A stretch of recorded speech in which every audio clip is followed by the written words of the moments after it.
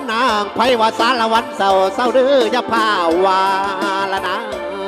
เดี๋ยวนี้เพิ่นได้พัฒนาไปสู่หงแห่งหมองประชาชนนะพี่น้องบ่มองเศร้าดอกเก้าวกายก้าวกายละนะ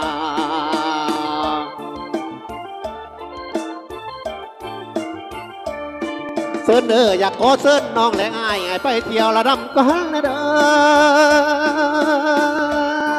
คำแพงสารวันหลอกของเงาตั้งหลังบอกคือกี่ทุกมาในข้าวนี่แสนงามดีสอดคล้องละนะเสิร์นเด้ออยากขอเสิร์นซุ้มพี่น้องพยายามย้ำแวบผักเสาละนะคำนางบ่แม่นมาหาเว้าสิล้ำเอาเว้าซื่อๆได้เด้อนางเอ้ยสมคนลำคำลือเกศสีแข็งภาคใต้สารวันละดีใดก็ยังบัดดุมเจริญเจริญละนาคำนางอยากขอห้องดอกเฮียงเอิญไปเที่ยวเขื่อนดอกเซเซ็ตแน่เด้อนางเอ้ยป้าเพนี่ที่เคยเห็นบ่ปล่อยไหลลืมลาปีไม่เล่าดอกเรือนหาสงการจังแม่นมวนละนะคำเอ้ยให้ไปเบิ่งน้ำตูนตัดเสร็จดังตังตัดนังดังตึงแสนซื่นใจละนะผลว่าสารวันละดีได้เสวิไลผลผ่านมาแล้วให้ไปเบิ่งเมืองตาโอยทุกล้านผ่านไปหอดสามวยก็ลอยลำดอกอ่างเมละนา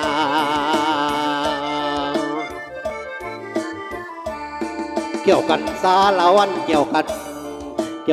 สารวันเกี่ยวกันก่อนสารวัน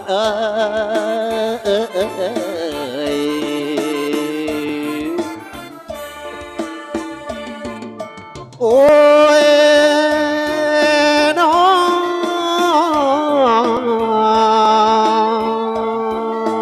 โอ้โห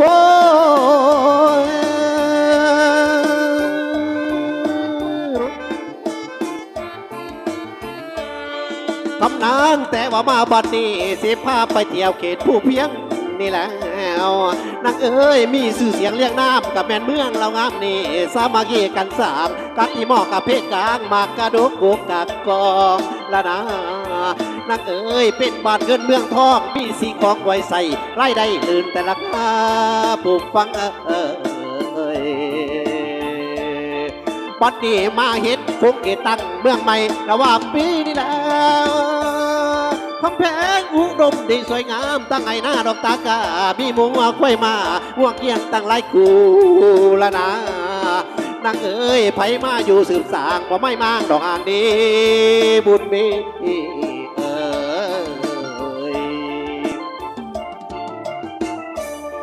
เตี่ยลงสารวันเตี่ยลงสารวันเตี้ยลงเตี้ยตำให้จับเจ้าดินเตี้ยตำให้จับดินลุกขึ้นสารวันลุกขึ้นสารวันลุกขึ้นแล้วขอเสิร์นพอดต่อเสิร์นแม่เสิร์นพ่อมาบวนนำกันสารวันโ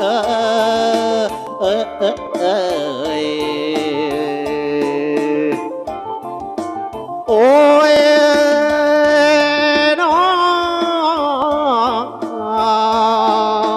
อ้ย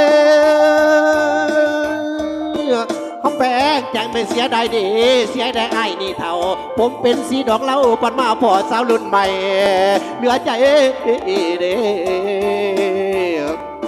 คำนางจนนกกลุ่มน้องไอ้เงาจนนกเขาไอ้บ่หอมปันมาพ่อมอมพานะ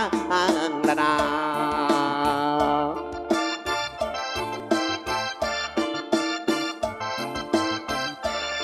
สารวันทิศทานบ้านเกิดเดี๋ยวนี้ลำเลิศสุดสวยงามตาบ้านเมืองกะหุ่งเรืองพัฒนาบ้านเมืองกะหุ่งเรืองพัฒนาอู้เขาป่าก็ดินแดนสารวันสุดซื่นแจ่มกันสารวันบ้านเฮาโอ้ยน้องโอ้โห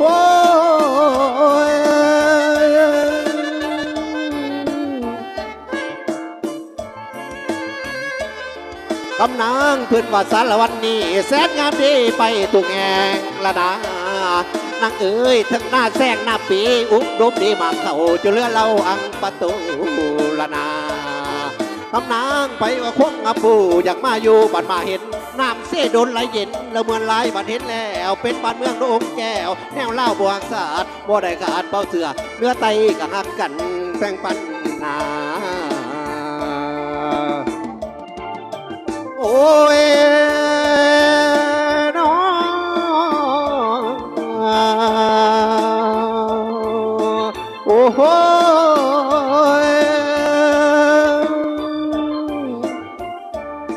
คำนางพ่อแต่มาถึงนี่สารวันศิลากรละนานางเอ๋ยลาเด้อผัวดอกย่อลาเด้อกอดอกอ้อยลาเด้อสาวสำน้อยทั้งอายสิอ่างลาละดาลาลงสารวันลาลงลาลงสารวันลาลงลาลงสารวันลาลงลาลงสารวันลาลงโอ้ยดีใจหลายเด้อขับใจหลายพอธรรมดาเนาะเสียงห้องจากทั้งอันนั้นพ่อไต่เนาะสารวัตรลา